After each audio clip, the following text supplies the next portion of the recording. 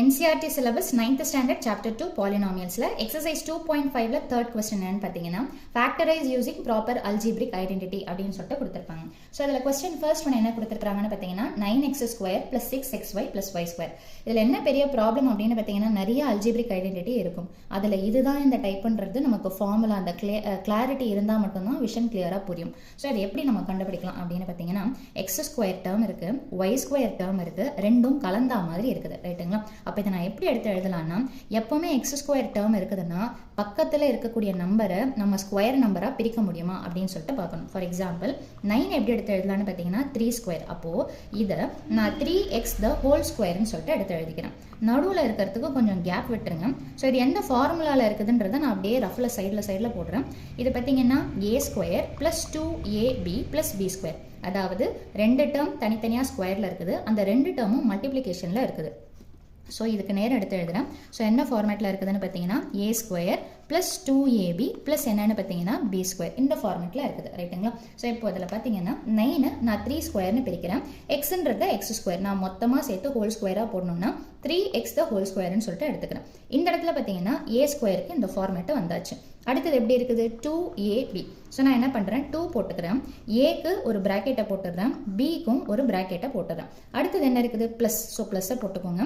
b square அப்படின்னா இந்த இடத்துல என்ன இருக்குதுன்னு பார்த்தீங்கன்னா y மட்டும்தான் இருக்குது. அதை நான் எப்படி எடுத்து எழுதலாம்னா y போட்டுட்டு the ஹோல் ஸ்கொயர். இந்த மாதிரி ப்ராக்கெட் போடும்போது ஃபார்முலாவை நம்ம கம்பேர் பண்ணுறதுக்கு வசதியாக இருக்கும். ஸோ இப்போ இதில் பார்த்தீங்கன்னா ஏன்னு வர இடத்துல 3xன்னு இருக்குது. அப்போ இந்த a அதாவது 2க்கு பக்கத்தில் வரக்கூடிய ஃபர்ஸ்ட் ப்ராக்கெட் a உடைய வேல்யூ தட் இஸ் 3x.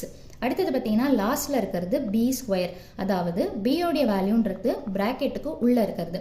ஸ்கொயரை விட்டுருங்க, bக்கு பதிலாக என்ன இருக்குதோ அதை மட்டும் நம்ம என்ன பண்ணணும்னு பார்த்தீங்கன்னா இந்த 2ab வர இடத்துல bக்கு பதிலாக இந்த வேல்யூ தூக்கி சப்ஸ்டியூஷன் பண்ணிடும். இப்போ அப்படியே இந்த ஃபார்முலாவையும் கம்பேர் பண்ணுங்க. a ஸ்கொயருக்கு பதிலாக 3x the ஹோல் ஸ்கொயர், 2abக்கு பதிலாக 2 into 3x into y, b ஸ்கொயருக்கு பதிலாக y ஸ்கொயர்னு இருக்குது. அப்போ நமக்கு தேவை இதோடைய ஃபார்முலா என்னன்னு பார்த்தீங்கன்னா a plus b the whole ஸ்கொயரை தான் இப்படி எடுத்து எழுதுவோம், அல்லது இப்படி இருக்கிறது தான் a plus b the whole ஸ்கொயர்ன்ற ஐடென்டிட்டியா மாற்றி எடுத்து எழுதுவோம். அப்போ கம்பேர் பண்ணுங்க. a ஸ்கொயர் அப்படின்னா இந்த ஸ்கொயரை விட்டுருங்க, கீழே இருக்கிறது தான் என்னன்னு பார்த்தீங்கன்னா a உடைய வேல்யூ. அப்போ இங்கே a உடைய வேல்யூ என்ன இருக்குதுன்னு பார்த்தீங்கன்னா 3x. ஸோ 3xை போட்டுக்கோங்க. அடுத்தது ஃபார்முலா படி என்ன இருக்குது ப்ளஸ். ஸோ ப்ளஸ்ஸை போட்டுக்கோங்க. bன்னு இருக்குது. bன்றது இங்கே என்ன இருக்குதுன்னு பார்த்தீங்கன்னா நீங்கள் இங்கிருந்தும் பார்த்துக்கலாம், அல்லது இங்கே பாருங்க 2க்கு பக்கத்தில் இருக்கக்கூடிய வேல்யூ a and bன்னு சொல்லிட்டு தனியாகவே கொடுக்கப்பட்டிருக்குது. அப்போ இது a உடைய வேல்யூ, இது b உடைய வேல்யூ. ஸோ ஃபார்முலாவில் ஏக்கு பதிலாக 3x இருக்குது, பிக்கு பதிலாக என்ன இருக்குதுன்னு பார்த்தீங்கன்னா y போட்டுக்கோங்க. அப்படியே இந்த ஃபார்முலாவில் ab போட்டேன், அப்புறம் என்ன இருக்குது the whole square. So the whole ஸ்கொயர்னு சொல்லிட்டு எடுத்து எழுதிங்கன்னா இந்த ஃபர்ஸ்ட் அல்ஜிப்ரிக் ஐடென்டிட்டி முடிஞ்சு போச்சு.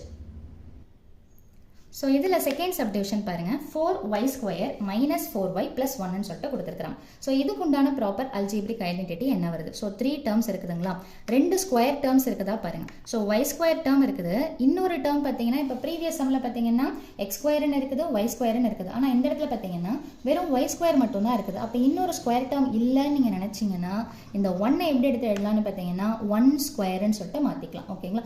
திரும்பவும் இது எந்த ஃபார்மேட்டில் வருதுன்னு பார்த்தீங்கன்னா a ஸ்கொயர், இங்கே b ஸ்கொயர் இருக்கு, ஆனால் ஃபார்மேட் எப்படி மாறுது மைனஸ் 2abன்ற ஃபார்மேட்டில் மாறுது. ஸோ அப்போ a square minus 2ab plus b square இந்த ஃபார்மேட்டில் நம்ம இந்த கொஸ்டினை பிரிக்க போகிறோம். அப்போ என்ன பண்ணலாம், y ஸ்கொயருக்கு பக்கத்தில் வரக்கூடிய நம்பர் 4ஐ நம்ம எப்படி எடுத்து எழுதலாம்னு பார்த்தீங்கன்னா 2 ஸ்கொயர்னு சொல்லிட்டு எடுத்து எழுதலாமா? ஸோ நான் என்ன பண்ணுறேன் 2yன்னு போட்டுட்டு மொத்தத்துக்கும் சேர்த்து ஒரு ஸ்கொயர். அடுத்தது என்ன பண்ணலாம், a ஸ்கொயரை எழுதியாச்சு, மைனஸ் 2ab. ஸோ நான் என்ன சொன்னேன் 2 போட்டுக்கோங்க, ஏக்கு ஒரு பிராக்கெட்டு, பிக்கு ஒரு பிராக்கெட்டு. அடுத்தது ஃபார்முலா படி என்ன இருக்குது plus b square. So plus போட்டுக்கோங்க. இங்கே b ஸ்கொயருக்கு பதிலாக இன்னொரு டேர்ம், அல்லது அது வேரியபிளாகவும் இருக்கலாம் கான்ஸ்டன்ட்டாகவும் இருக்கலாம். இங்கே கான்ஸ்டன்ட்டாக இருக்கிறதுனால இது நம்ம என்ன எடுத்து எழுதிக்கிறோம்னு பார்த்தீங்கன்னா 1 ஸ்கொயர். இந்த ஃபார்மேட்டில் பிரிச்சாச்சுங்களா? ஃபர்ஸ்ட் ப்ராக்கெட்டில் இருக்கிறத இந்த ஃபர்ஸ்ட் ப்ராக்கெட்லையும், லாஸ்ட் ப்ராக்கெட்டில் இருக்கிறத இந்த செகண்ட் ப்ராக்கெட்லையும் போடுங்க. ஸோ இப்போ இது எந்த ஃபார்மேட்டில் இருக்குது a square minus 2ab plus b square. So இதுக்கு உண்டான ஐடென்டிட்டி என்னன்னு பார்த்தீங்கன்னா a ப்ளஸ் ஃபுல்லாக ப்ளஸில் வந்ததுன்னா a ப்ளஸ் b, இங்கே நடுவில் 2க்கு பக்கத்தில் மைனஸ் வந்ததுன்னா a minus B the whole ஸ்கொயர்ன்ற ஐடென்டிட்டி வரும். ஸோ அப்போது இதை அப்படியே கம்பேர் பண்ணுங்கள். ஏக்கு பதிலாக என்ன இருக்குதுன்னு பார்த்தீங்கன்னா 2y, ஃபார்முலா படி என்ன இருக்கணும் மைனஸ், பிக்கு பதிலாக என்ன இருக்குதுன்னு பார்த்தீங்கன்னா 1 த ஹோல் ஸ்கொயர். இது அவங்களுடைய சொல்யூஷனில் தனித்தனியாக பிரித்து கொடுத்துருக்கலாம். 2y minus 1 into 2y minus 1ன்னு சொல்லிட்டு கொடுத்துருக்கலாம். ஸோ ரெண்டுமே ஒன்று தான். So 2y minus 1 the whole ஸ்கொயர்ன்றது தான் இந்த சம்முடைய அல்ஜிப்ரிக் ஐடென்டிட்டி. தேர்ட் சப்டிவிஷன் பாருங்க, X square minus Y square by 100. எப்பவுமே இந்த மாதிரி ஸ்கொயர் வந்ததுன்னா அதை ஹோல் ஸ்கொயர் ஃபார்மேட்டில் மாற்ற முடியுமான்றதை பார்க்கணும். ஸோ அதை நம்ம எப்படி ரீரைட் பண்ணலான்னு பார்த்தீங்கன்னா, எக்ஸ் போட்டுட்டு த ஹோல் ஸ்கொயர்னு எடுத்து எழுதலாம். இந்த இடத்துல ஒரு பிராக்கெட் போட்டுருங்க, ஸ்கொயர் ஃபார்மேட்டில் பிரிக்க போகிறோம். அப்போது பையில் இருக்கிறதுனால ஃப்ராக்ஷனை போட்டுக்கிறோம். ஒய் ஸ்கொயரை ஒய் த ஹோல் ஸ்கொயர்னு எடுத்து எழுதலாம். 100 எப்படி எடுத்து எழுதலாம்னு பார்த்தீங்கன்னா 10 ஸ்கொயர்னு சொல்லிட்டு எடுத்து எழுதலாம். ஸோ இப்போ எந்த ஃபார்மேட்டில் இருக்குதுன்னு பார்த்தீங்கன்னா X square minus Y square அல்லது A square minus B square. So identity என்னன்னு பார்த்தீங்கன்னா A square minus B square அல்லது X square minus Y square is equal to, நீங்கள் என்ன பேர் கொடுத்துக்கிறீங்களோ அதுக்கேற்ற மாதிரி ஃபார்முலாவை ரீப்ளேஸ் பண்ணிக்கணும். So A square minus B square என்ன ஃபார்முலான்னு பார்த்தீங்கன்னா A plus B into A minus B. Add பண்ணி ஒரு ஆன்சர், சப்ட்ராக்ட் பண்ணி ஒரு ஆன்சர், ரெண்டுத்தையும் என்ன பண்ணணும்னு பார்த்தீங்கன்னா மல்டிப்ளிகேஷன் சிம்பிள் யூஸ் பண்ணி போடணும், அதாவது பிராக்கெட்டை யூஸ் பண்ணி போடணும். இப்போ அப்படியே கம்பேர் பண்ணுங்க. இந்த இடத்துல ஏ ஸ்கொயருங்களா, அப்போ எக்ஸ் ஸ்கொயர், இது ஏ உடைய வேல்யூ, மைனஸ் பி ஸ்கொயர், அப்போ இது பி உடைய வேல்யூ. அப்படியே ஃபார்முலாவில் சப்ஸ்டியூஷன் பண்ணுங்க. என்ன சொன்னோம், ஆட் பண்ணி ஒரு ஆன்சர் ஒரு பிராக்கெட்டில். அப்போ ஸ்கொயரை எடுக்கக்கூடாது, பிராக்கெட்டுக்குள்ளே இருக்கிறத மட்டும்தான் எடுத்துக்கணும். So X plus Y by 10 இது ஒரு பிராக்கெட்லையும், அடுத்த பிராக்கெட்டில் இதே டேர்மை சப்ட்ராக்ஷனில் போடணும். எக்ஸ் மைனஸ் ஒய் பை 10ன்னு சொல்லிட்டு போட்டணும். So that is A plus B into A minus பின்ற ஃபார்மேட்டில் வந்தாச்சு. ஸோ இதுதான் அல்ஜிப்ரிக் ஐடென்டிட்டியை யூஸ் பண்ணி நம்ம ஃபேக்டரைஸ் பண்ணுறது. ஸோ வீடியோ பயனுள்ளதாக இருந்ததுன்னா லைக் பண்ணுங்கள், ஷேர் பண்ணுங்கள், சப்ஸ்கிரைப் பண்ணுங்கள். தேங்க்யூ.